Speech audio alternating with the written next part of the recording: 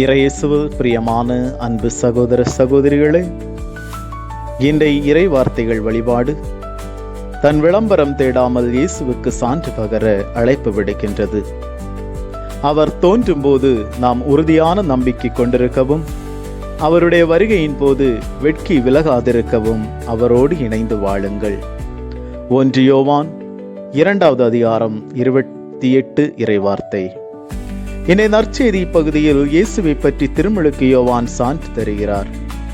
தன்னை பெரிய ஆளாகவும் கடவுளாகவும் காட்டி தனக்கென ஒரு மாய பிம்பத்தை கட்டமைக்க துணியும் விளம்பர உலகில் திருமுழுக்கு யோவான் மாறுபட்டவராக தெரிகிறார்.